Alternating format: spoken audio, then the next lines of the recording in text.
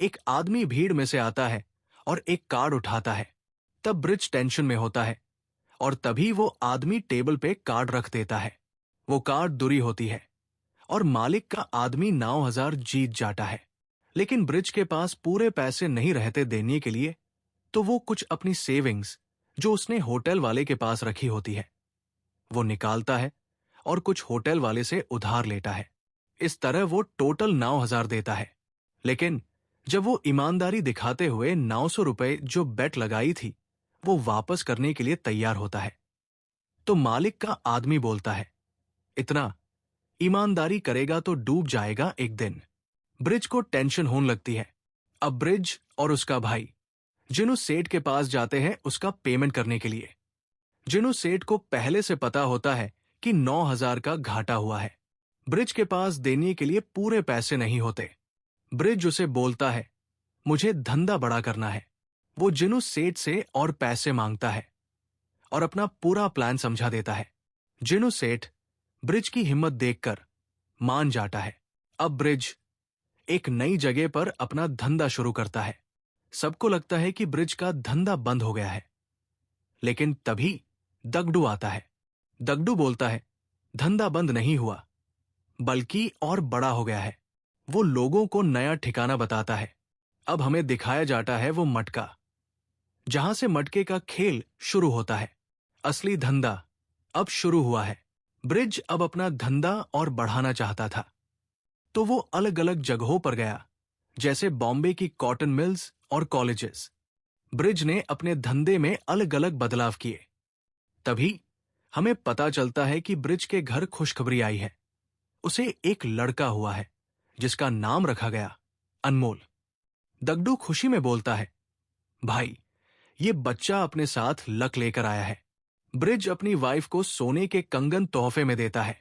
फिर scene shift होता है एक अखबार छापने वाली कंपनी में, जहां एक जर्नलिस्ट एक स्टोरी पर काम कर रहा है, लेकिन उसका बॉस उसकी बात नहीं मानता।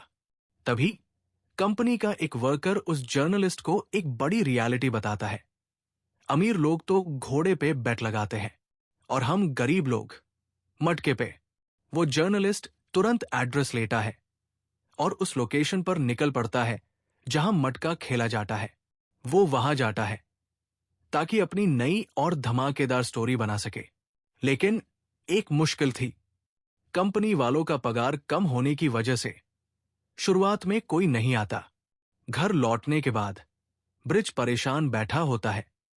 तभी उसे एक आइडिया आता है और ये आइडिया उसे अपनी बीवी को देखकर मिलता है। वो देखता है कि उसकी बीवी कैसे अलग अलग डिब्बों में थोड़े थोड़े पैसे सेव करती है। ब्रिज अगले दिन वही आइडिया इंप्लीमेंट करता है। वो समझ जाता है कि अगर ज्यादा लोगों तक पहुंचना है तो सिर्फ एक बड़े नंबर पे नहीं, बल्कि छोटी से छोटी बेट भी लेनी होगी। खेल में अलग अलग भाव रखे गए, जैसे एक का 150, एक का 300 और सबसे बड़ा एक का 1000 गुना। एक का 1000 गुना तभी मिलता था जब ट्रिपल पत्ते आते थे। सबके लिए कंडीशंस अलग थे, लेकिन रिस्क दोनों के लिए बराबर था, खेलने वालों के लिए भी और ब्रिज के लिए भी। धंधा ऐसा चलने लगा कि ब्रिज ने जिनु सेठ के सारे पैसे चुका दिए और अपना धंधा बढ़ाने के लिए टेलीफोन का इस्तेमाल करना शुरू किया। सीन आगे बढ़ता है। जर्नलिस्ट भी मटका धंधे की इंफॉर्मेशन लेने लगता है। फिर सीन शिफ्ट होता है रेस कोर्ट वाली लड़की पे, जहां वो एक नोन पर्सन के साथ बैठी है। उस लड़की के हस्बैंड की मौत हो चुकी थी। एपिसोड 1 में दिखाया गया था। घर जाते वक्त उसकी नजर ब्रिज पे पड़ती है। वो लड़की वहां से ब्रिज के पास चली आती है। तब पता चलता है कि उसका नाम गुलरुख है। वो ब्रिज का हिस्सा देने आती है, लेकिन ब्रिज नहीं लेता। तब वो उससे गेम समझाता है कि कैसे 0 से लेकर 9 तक के नंबर्स काम करते हैं। ब्रिज कहता है, तुम कौन सा भी एक नंबर चूज करो। गुलरुख बताती है कि उसने नंबर 5 चूज किया है। उसने 500 रुपए लगाए। तब ब्रिज उससे थोड़ा कम लगाने के लिए बोलता है, लेकिन वो नहीं मानती। ब्रिज कार्ड्स मटके में डालता है। गुलरुख को निकालने को बोलता है। नंबर 6, 3, 8 आता है। सबको लगता है कि वो लोग जीत गए, लेकिन उसी बीच पुलिस आ जाती है। भागदौड़ मच जाती है। फिर दगडू कुछ पैसे देकर सेटलमेंट करके मामला सॉल्व कर देता है।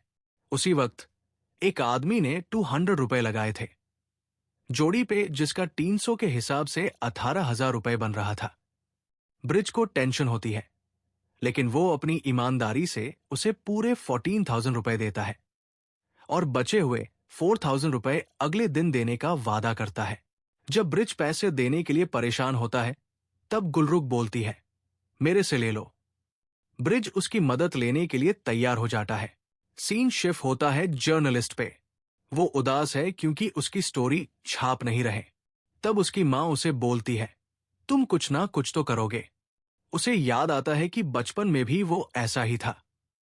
तब जाकर उसको एक नया आइडिया आता है। वो अपने एक दोस्त के पास जाता है जो खुद एक जर्नलिस्ट है।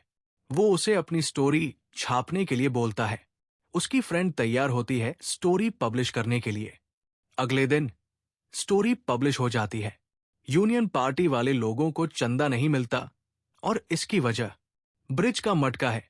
अब ब्रिज उनके टारगेट में आ चुका है। सीन शिफ्ट होता है गुलरुख के घर पे। वहां ब्रिज बैठा है जो किश्तों में पैसे वापस करने आया था। अब हमें दिखाया जाता है लालजी भाई, जहां वो फिर से प्लानिंग कर रहा है ब्रिज के खिलाफ और इस बार 8,000 की बेट लगाने वाला है।